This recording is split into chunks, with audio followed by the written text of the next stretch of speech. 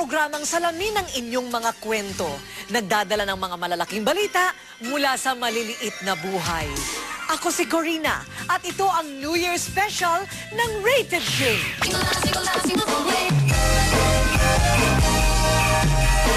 Gusto niyo bang marinig ang mga kwento? Gusto niyo bang malaman ngayon ito?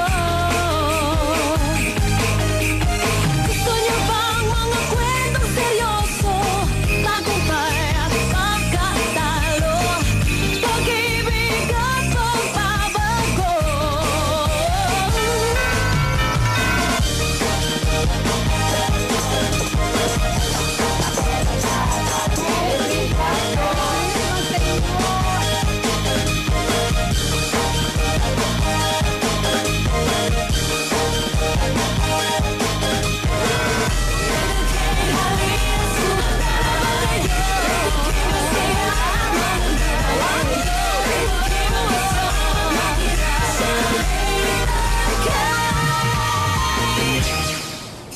Magandang gabi po mga kapamilya mula Luzon, Visayas at Mindanao at sa iba pang panig ng mundo na naaabot ng The Filipino Channel.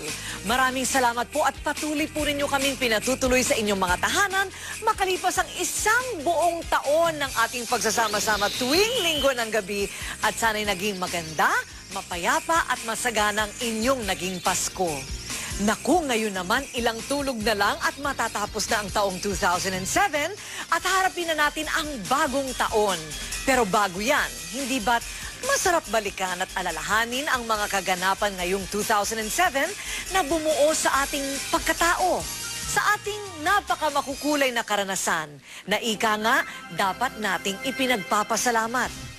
Maaring ang mga kwento na matutunghayan ninyo ngayong gabi ay salamin ng mga pangyayari din sa inyong mga buhay nitong nakaraang taon. At marahil nais nyo ring magsabi ng thank you sa mga taong naging bahagi ng inyong 2007.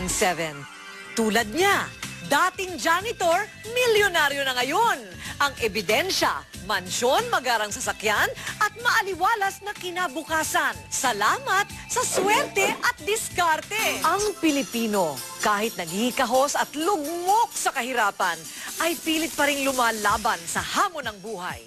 Tulad yan ang kwento ng marami sa atin. At kwento ni Domingo Colina, ang dating janitor na nagsumikap na may ahon sa hirap ang kanyang sarili at ang kanyang pamilya. Aba, mula sa pagiging taga-kuskus ng sahig at pagiging tindero, biruin nyo ngayon siya ay isa ng milyonaryo? Maganda ang naging taon at napakatayog ng naging buhay nitong si Domingo. Kaya't sabi niya, salamat sa swerte at diskarte. Magpapasalamat po ako doon sa experience ko.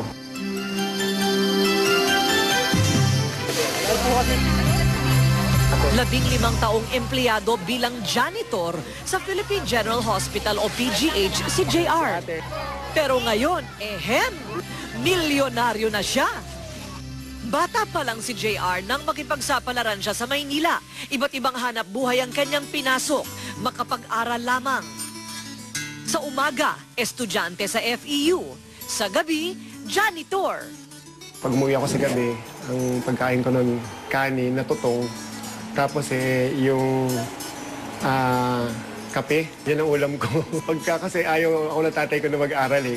Ngunit dahil hindi siya makapasa sa civil service exams noon, hindi siya mabigyan ng tamang posisyon sa trabaho, kaya umuwi sa pagiging janitor. Kahit na mas mababang posisyon, alam ko na may mararating kami pagka siya yung napangasawa ko. Kasi masinop siya, napag-aral niya ang sarili niya sa kanyang sariling pamamaraan. 7,000 piso ang sweldo ni JR kada buwan noon bilang janitor. Pero 500 piso lang ang kanyang naiuwi dahil marami raw silang mag-asawa na bayarin sa opisina. Taong 2004, isang pagsubok ang dumating sa mag-asawa. Nasunog ang nirerentahan nilang apartment, pero hindi naman naabo ang kumpiyansa ni JR. Doon pa ako nakapag-isip na kailangan ko na siguro paalam sa community, sa PGH, kasi nabaon kami lalo sa utang. Malit ang sweldo ko, ma'am.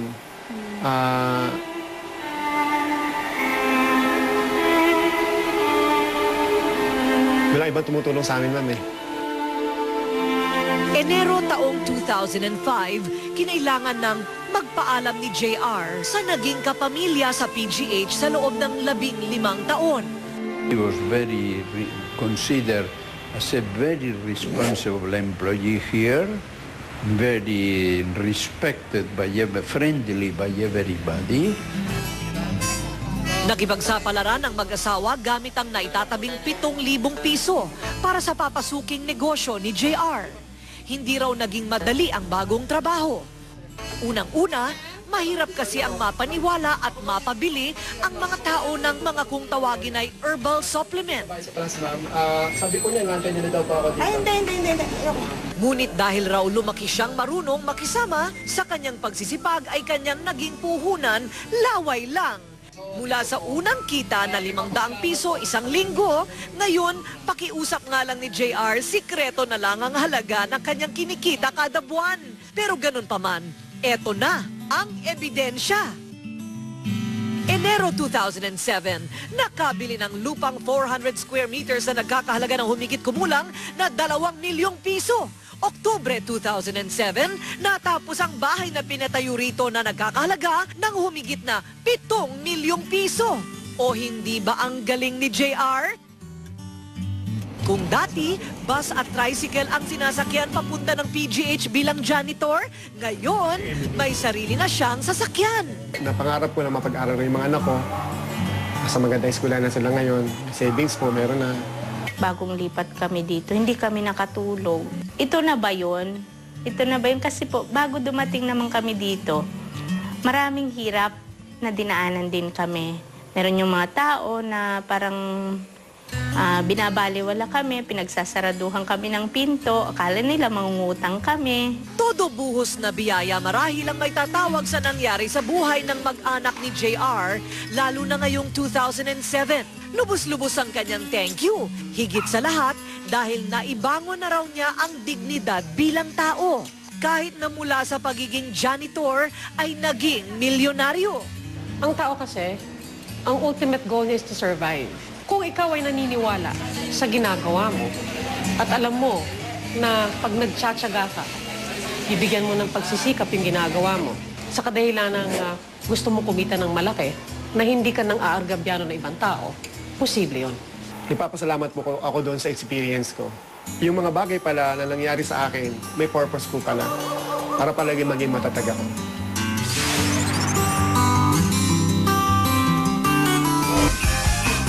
Habang ang marami sa atin ay mahilig magreklamo, madalas nakakaligtaan nating magpasalamat sa araw-araw na biyaya na inireregalo sa atin. Ang pagtatanghal namin ngayong gabi ay paalaala lamang sa ating lahat na ang buhay ay masaya at maganda kung marunong tayong magpasalamat.